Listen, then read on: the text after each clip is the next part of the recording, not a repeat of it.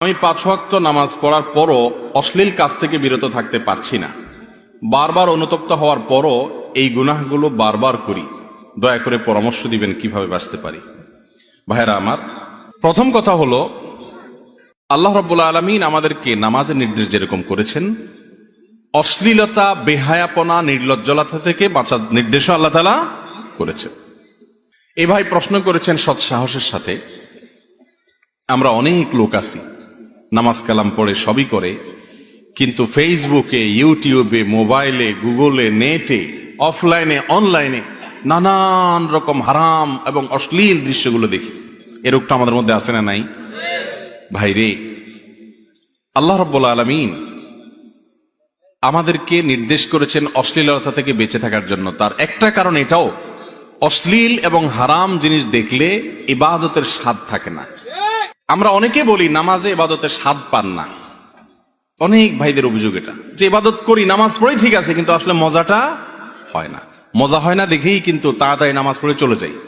যদি মজা হইতো তাহলে রুকুতে গেলে আর উঠতে মনে চাইতো না, কিরাত পড়তে পড়তে আর রুকুতে যেতে ইচ্ছা করতো না, সিজদা গেলে আর মাথাটা তুলতে ইচ্ছা করতো না। কিন্তু আমাদের অবস্থা হলো, খুব দ্রুততার সাথে নামাজ শেষ করে বেরোতে পারলে আমরা যেন জান বাঁচি। এর একটা বড় কারণ হলো আজ চোখের জেনা ব্যাপক হয়ে গেছে। চোখের জেনা, চতুর্দিকে তাকালে শুধু চোখের জেনা আর চোখের জেনা। মোবাইলে, বাহিরে, রাস্তা ঘাটে, সর্বত্র ইবাদতের স্বাদকে নষ্ট করে দেয়। বিভিন্ন হাদিস থেকে বোঝা যায়, কেউ যদি নিজের দৃষ্টিকে হারাম জায়গা থেকে বাঁচিয়ে রাখে, আল্লাহ রাব্বুল আলামিন তার মধ্যে ইমানি মধুরতা, ইমানি স্বাদ দান করেন, যেটা সে অন্তরে ফিল করে, অনুভব করে। আমি প্রায় সময় বলি, আপনি কোনো হারাম জিনিস দেখার সুযোগ পেয়েছেন, ফেসবুকে স্ক্রল করতে করতে এমন কিছু আসছে, জিনিসটা খুবই নোংরা, খুবই নিকৃষ্ট, হারাম। আপনি সেই জিনিসটা সুযোগ আছে দেখার, কেউ নাই, কিন্তু আপনার রব দেখছেন, আল্লাহ দেখছেন, এই কথা মনে হওয়ার সঙ্গে সঙ্গে স্ক্রল করে সেটা উপরের দিকে তুলে দিয়েছেন, অথবা ক্রস দিয়ে সেটাকে আপনি হাইড করে ফেলেছেন, সরিয়ে দিয়েছেন। সাথে সাথে দেখবেন আপনার মধ্যে একটা ভালো লাগা কাজ করছে। সে ভালো লাগাটা হলো ইমানি ভালো লাগা, ইমানি মধুরতা। সাথে সাথে আপনার মনে হবে, আমার মালিকের ভয়ে আমি একটা ত্যাগ করতে পেরেছি, স্যাক্রিফাইস করতে পেরেছি। ইমান শক্তিশালী হবে, ইমানটা পুষ্ট হবে, ইমানটা শক্ত হবে, ইবাদতের স্বাদ এভাবে আস্তে আস্তে জাগ্রত হবে। রাস্তা যাচ্ছেন, একজন বেপর্দা নারী আপনার চোখের এরিয়াতে পড়েছে, আপনি চাইলেই তাকাতে পারেন, আল্লাহ দেখছেন, সে ভয়ে তাকালেন না। এসপি সাহেবের মেয়ে যাচ্ছে, অশ্লীল পোশাকে যাচ্ছে, কোন ডিসি সাহেবের মেয়ে যাচ্ছে, অশ্লীল পোশাকে যাচ্ছে, এমপি সাহেবের মেয়ে যাচ্ছে, অশ্লীল পোশাকে যাচ্ছে, বা কোনো যে কারো ক্ষমতাবান মানুষের মেয়ে যাচ্ছে, তার স্ত্রী যাচ্ছে, অশ্লীল পোশাকে যাচ্ছে, আপনি ওই মেয়ের দিকে তাকিয়ে বাজে দৃষ্টি দেওয়ার সাহস করবেন না যদি ওই সাহেব আপনার আশেপাশেই থাকে। ঠিক না বেঠিক? ভয় হবে, যদি এসে একটা চট থাপ্পড় দিয়ে দেয় বেয়াদব, ভয়েও আপনি কিন্তু ভদ্র হয়ে যাবেন। ঠিক না বেঠিক? তো আপনি যখন অন্য মেয়ের দিকে তাকাচ্ছেন, এসপি সাহেব, ডিসি সাহেব, এমপি সাহেবের দেখতে ভুল হতে পারে, কিন্তু আমার মালিকের দেখায় কোনো ভুল হতে, মালিক দেখছেন কি দেখেন না? ও ভাইরা আমার, এই একটা গুনাহ, এই একটা পাপ আজ এমন হয়ে গেছে, এটা থেকে আমরা কেউ বাঁচতে পারছি না, কেউ না। নামাজি, বেনামাজি, হুজুর আর গায়রে হুজুর, কোনো মানুষ বাঁচতে পারে না, এমন একটা অবস্থা। শয়তান আমাদের ঈমান হরণ করার জন্য, ঈমানের স্বাদ, ইবাদতের স্বাদ ধ্বংস করে দেওয়ার জন্য চোখের জেনাকে এমন ব্যাপক করে দিয়েছে যে চোখের জেনা সকাল থেকে রাত পর্যন্ত কয়েকশো বার পর্যন্ত হতে থাকে। ঠিক না ঠিক? ভাইরা আমার, বিশেষ করে যুবক ভাইদেরকে বলবো, আপনাদেরকে ধ্বংসের জন্য শয়তানের সবচেয়ে বড় অস্ত্র এটা, এর চেয়ে বড় কোনো অস্ত্র আর নাই। যুবকদেরকে শিকার করবার জন্য শয়তানের সবচেয়ে বড় আধার নারী। নবী করিম সাল্লাল্লাহু আলাইহি সাল্লাম বলেছেন, আমি চলে যাচ্ছি, তোমাদের মাঝে এমন একটা ফিতনা রেখে যাচ্ছি, এমন একটা তোমাদের জন্য বিভ্রান্তিকর, ধোঁয়াশাপূর্ণ বিষয়, এমন একটি বিষয় তোমাদের মাঝে রেখে যাচ্ছি, যেই জিনিসটাতে পেছনে পড়ে বা ভুলভাবে সেটার ব্যবহার করতে গিয়ে বহু মানুষ ধ্বংস হয়ে যাবে। কত ভালো ছেলে, ভদ্র ছেলে, মা বাবার অবাধ্য হয়ে, মা বাবার চোখের পানিতে বুক ভাসিয়ে বিপথে চলে গেছে এই চোখের জেনা করতে করতে কোনো মেয়ের পিছে পড়ার কারণে। ঠিক না বেঠিক? কত এমনকি নামাজি কালামি মানুষ আমাদের কাছে, অনেক মায়েরা অনেক বোনেরা এসে চোখের পানি ফেলে অভিযোগ করে, হুজুর ছেলেটাকে খুব নামাজি দেখে বিয়ে করছি, দাড়িও আছে, সবই আছে, কিন্তু এই অশ্লীলতার জোয়ারে সে গা ভাসায়, নির্জনে হারাম জিনিস দেখে, যার কারণে সংসারে শান্তি নেই। আজ সংসারগুলো সব ভেঙে খান খান হয়ে যাচ্ছে। ঠিক না বেঠিক? প্রতিদিন অনেক বছর আগের পত্রিকার রিপোর্ট, অনেক দিন আগের পত্রিকার রিপোর্ট, 39টি করে ঢাকা শহরে শুধু বিবাহ ভাঙে। এখন সেটা কোথায় গিয়ে দাঁড়াইছে আল্লাহ জানে। ঠিক না বেঠিক? কেন? এর অন্যতম প্রধান কারণ হলো এই চোখের গুনাহ। সেকুলার সমাজ ব্যবস্থা আপনাকে বলবে সব ওপেন থাকবে, তবে নিজেকে নিয়ন্ত্রণ করো। ঠিক না বেঠিক?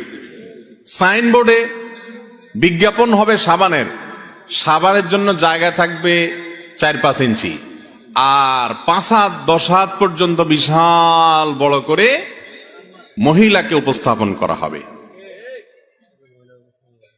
কেন?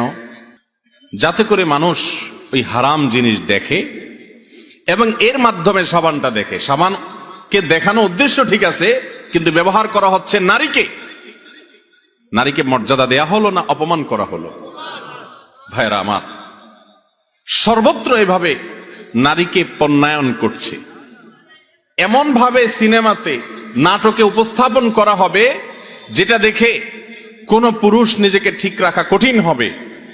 এরপর আবার বলা হবে যে সবকিছুই উন্মুক্ত থাকবে, স্বাধীনতার নাম দিয়ে সবাই অপকর্ম করবে, সমাজ অস্থিতিশীল হওয়ার মতো সবকিছু খোলা থাকবে, কিন্তু খবরদার কেউ কাউকে বলপূর্বক কারোর গায়ে হাত দিতে পারবে না।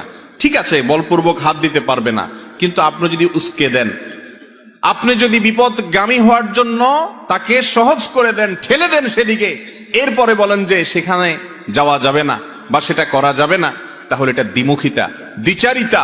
এটা কোনোদিন সম্ভব নয়। পশ্চিমা দেশগুলোতে চলে যান, ইউরোপ আমেরিকাতে চলে যান, আমেরিকার মতো দেশে যে পরিমাণ নারী নিগ্রহের শিকার হয়, বাংলাদেশে এত নারী নিগ্রহের শিকার হয় না। তারা তো অনেক ভদ্র আমাদের চাইতে, অনেক সভ্য, তারা তো অনেক শিক্ষিত, অনেক উন্নত, তারপরও পারছে না। এর কারণ কি? এর অন্যতম কারণ হলো ওই যে আল্লাহর বাতানা পদ্ধতিতে হাঁটে নাই, নিজেদের মন গড়া পদ্ধতিতে হেঁটেছে। কয়েক সেকেন্ডের জন্য যদি লোডশেডিং হয় তাহলে আর রক্ষা নাই মেয়েদের। ভাইয়ের আমার, ইসলাম বলে ওয়ালা তাকরাবুজ জিনা, লা তাকরাবুজ জিনা, জেনার কাছেও যেও না, আগে থেকে বাদ দেয় ইসলাম। আর সেকুলার সমাজ ব্যবস্থা বলে সব খুলে দাও, এরপরে নিয়ন্ত্রণ করতে বলো। এটা কোনোদিনই সম্ভব হবে না। আল্লাহ তাআলা আমাদেরকে আমাদের চোখের গুনাহ থেকে বেঁচে থাকার তৌফিক দান করুন। এই যুগে এটা মহামারীর মতো হয়ে গেছে, ডায়রিয়ার মতো হয়ে গেছে। ডায়রিয়ার রোগী যখন সিরিয়াস পর্যায়ে চলে যায়, আইসিডিডিআরবিতে ভর্তি করা লাগে মহাখালী কলেরা হাসপাতালে, তখন দেখা যায় যে এমন ডাইরেক্ট হয়ে যায়, থামানোর মতো কন্ট্রোলিং পাওয়ার আর তার থাকে না। চোখের জেনা আজকে এরকম হয়ে গেছে, ফেল ফেল করে তাকায় থাকে, জানে গুনাহ, আবার নামাজও পড়ে হয়তো, কিন্তু নিজেকে বাঁচাতে পারে না, কারণ চতুর্পাশে এই ফিতনা দিয়ে শয়তান সাজিয়ে ফেলেছে। আমাদের মা বোনদেরকে ইসলাম এত মর্যাদা দিয়েছে, এত সম্মান দিয়েছে, মুসলিম নারীকে দেখে বাজে চিন্তা করবে কোন পুরুষ, কোন যুবক, এই সুযোগ ইসলাম রাখে নাই। এই জন্যই পর্দার বিধান দিয়েছে। এটাতে নারীর অধিকার নষ্ট হয় না, বরং নারীকে সম্মানিত করা হয়। আর যদি নারী পর্দার বাইরে থাকে, তাকে নিয়ে বাজে চিন্তা করার সুযোগ মানুষ পাবে, এটাতে নারীর অসম্মান হবে, নারীর অপমান হবে।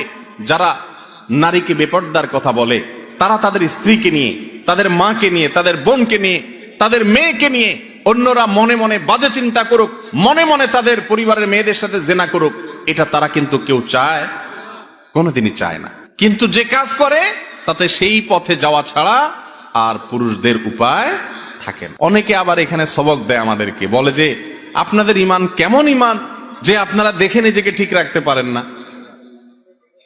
ওনার ঈমান অনেক মজবুত, উনি পারে। ভাইরা আমার, আল্লাহ রাব্বুল আলামিন এমন ভাবে সৃষ্টি করেছেন এই বিষয়টাকে, যদি কেউ বলে বেপর্দা নারী আমি অহরহ দেখি, কিন্তু আমার মনে কখনো বাজে চিন্তা আসে না। এই লোক হয় কাপুরুষ আর না হয় মিথ্যুক,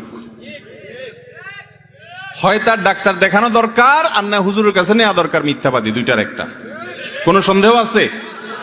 আল্লাহ তাআলা আমাদেরকে পর্দার বিধান মেনে চলার তৌফিক দান করুক।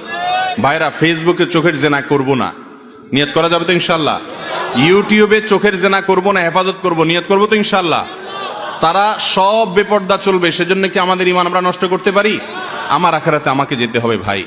কিয়ামতের দিন যদি বলেন আল্লাহ সব বেপর্দা হয়ে গেছে, বিজ্ঞাপনের বিলবোর্ডে, রাস্তাঘাটে, স্কুল কলেজে, সব জায়গায় নারীকে উন্মুক্তভাবে উপস্থাপন করা হয়েছে, সেজন্য আমি ঠিক থাকতে পারি নাই, এটা বললে সেদিন রক্ষা হবে না। জান্নাত তো আল্লাহ সেজন্যই দিবেন যে পরিবেশটা সব খারাপ হবে, এরপর আপনি আপনাকে বাঁচানোর চেষ্টা করবেন। আখেরি জামানার উম্মতের মুসলমানের মূল্য অনেক বেশি, কারণ পরিবেশ হবে প্রতিকূল, তারা সংগ্রাম করে বিপরীত এবং প্রতিকূল পরিবেশের উল্টা চলার চেষ্টা করবে। চেষ্টা করবো তো ইনশাআল্লাহ? আল্লাহ তাআলা আমাদেরকে তৌফিক দান করুন। যুবক ভাই আমার, আপনার জানাশোনা বন্ধু বান্ধবদের 100-র মধ্যে 99 জন তথাকথিত গার্লফ্রেন্ড রাখে, হারাম রিলেশন রাখে, সম্পর্ক রাখে। ভাইরে, এই হারাম জিনিসটাকে আজ আমাদের সমাজে এত সহনীয় করা হচ্ছে।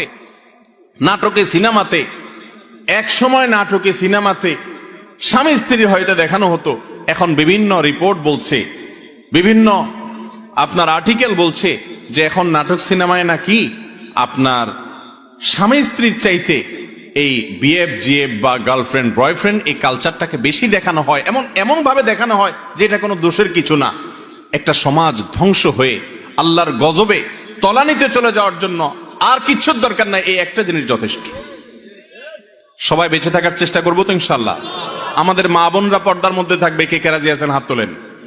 আমাদের সকল মা বোন, আমাদের পরিবারের সমস্ত মেয়েদেরকে আমরা পর্দা বোঝাবো। আল্লাহ তাআলা আমাদের সবার নিয়তকে কবুল করবো না, আমিন। আরেকটা নিয়ত আছে, থামেন। মা বোনদের পর্দা করার জন্য আলহামদুলিল্লাহ সবাই রাজি আছে। চোখের জেনা থেকে বাঁচবেন, হারাম জায়গায় চোখ দিবেন না, যদি নজরে পড়ে যায় মাপ চেয়ে আবার ফেরত আসবেন, এ নিয়ত করবেন তো ইনশাআল্লাহ? আল্লাহ আমাদের সবাইকে দান করুন তৌফিক।